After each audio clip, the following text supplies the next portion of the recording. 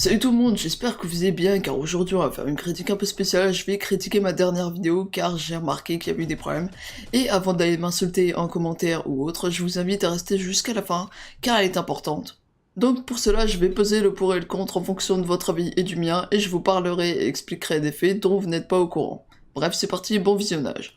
Donc ce qu'il faut savoir c'est qu'environ 16 heures après la sortie de ma vidéo qui était intitulée "Cette chaîne est vraiment nulle", entre parenthèses Léonade, il a trouvé ma vidéo et a publié une story Instagram où on peut dire qu'il déverse sa haine, de façon assez violente, je cite « Je vais le croquer », également « Il a déjà perdu la bataille », ou encore « C'est une déclaration de guerre », le tout avec un accent marseillais très forcé.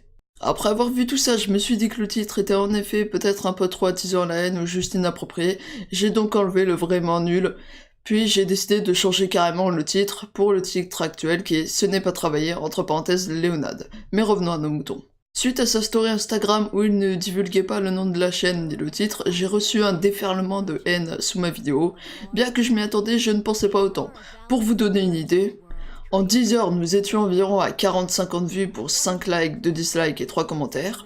Puis pendant le jour ayant suivi la story Instagram, nous étions désormais à 195 vues pour 8 likes, 73 commentaires et 22 dislikes. Et bien qu'il m'ait dit en vocal qu'il ne l'avait pas envoyé, quand on réagit à une critique en incitant à la haine et également en laissant les tags, à quoi s'attend-on ?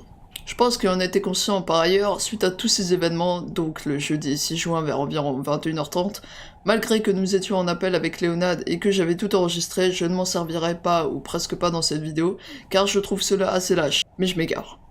Donc parmi les 70 commentaires reçus, un seul n'a pas insulté ou alors fait de remarques déplacées, ou alors critiqué le nombre d'abonnés.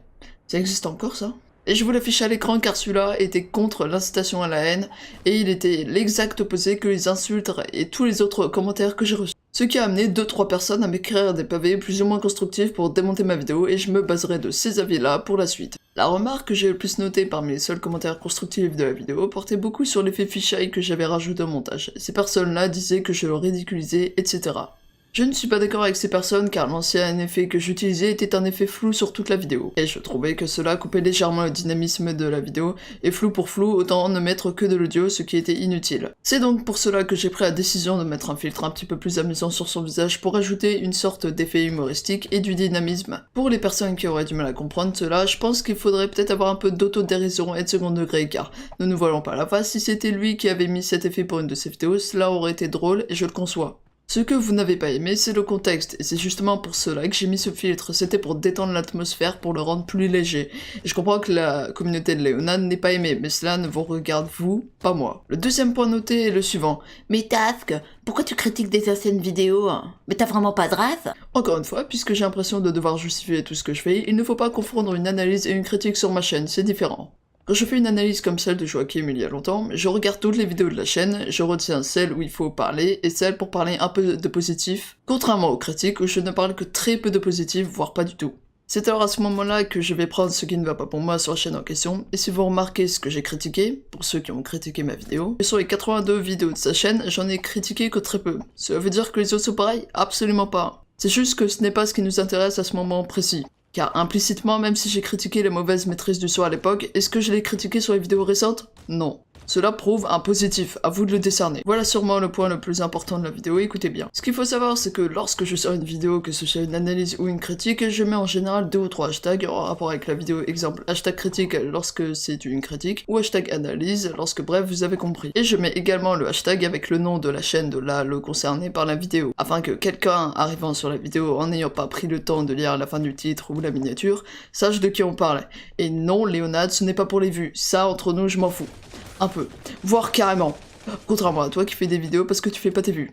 Oups. Ce que je vais vous raconter est tout bonnement ahurissant. Lors de mon appel vocal avec Léonade, il m'a menacé de strike si je ne supprimais pas le hashtag avant le vendredi 7 juin au soir. Eh oui, rien que ça annonce la couleur. Donc j'ai fait entre guillemets la forte tête, il a forcé pendant presque 1 heure en appel, mais malgré tout ça je me demandais s'il avait le droit de strike. Juste car j'avais utilisé son hashtag, car je cite, ce hashtag m'appartient, il est à moi, t'as pas le droit de l'utiliser, sinon demain ta vidéo est strike. J'ai donc fait mes recherches, au lieu de dormir la nuit, et devinez ce que j'ai trouvé. Eh ben non, il ne peut pas, car cela serait tout simplement de l'abus de pouvoir, et si ce n'est pas déposé, il ne t'appartient pas. D'ailleurs, quand je lui ai dit, je cite, « Tu sais que si tu me strikes, ça ternira ton image », sur quoi il me répond, « Je m'en fous, toute ma communauté est derrière moi, ils s'en foutent. » Au passage, si vous souhaitez des preuves, venez sur mon Discord, lien en description, car ce sont des enregistrements privés que je ne souhaite pas divulguer sur YouTube. Donc après tout ça, j'ai demandé à Maxella encore une fois, et cette fois il m'a répondu que non, en rigolant. Pour conclure cette vidéo, je dois reconnaître que ce n'est pas la critique dont j'étais le plus fier de ma chaîne YouTube. Mais quand on voit les commentaires me disant que je n'ai aucun second degré, qui parlent sur les abonnés, et qui me sortent des arguments sans prendre le temps de chercher plus loin, et bah ça m'énerve tellement que je suis obligée de faire une vidéo réponse à ma propre vidéo. Waouh! Mais bon, j'essaierai de m'améliorer pour la prochaine, d'ailleurs n'hésitez pas à me suggérer des chaînes à critiquer ou analyser ou débunker en commentaire. Faites bien la différence. À rejoindre mon serveur Discord si vous voulez interagir et m'envoyer des gameplays pour les vidéos. À me suivre sur Snapchat, le tout est dans la description. Vous pouvez mettre un like ou un dislike si vous aimez ou détestez comme des haters. Et vous abonner, donc moi je vais partir lire tout le règlement de YouTube pendant 24 heures comme hier soir parce que là c'est trop. Et je vous dis ciao.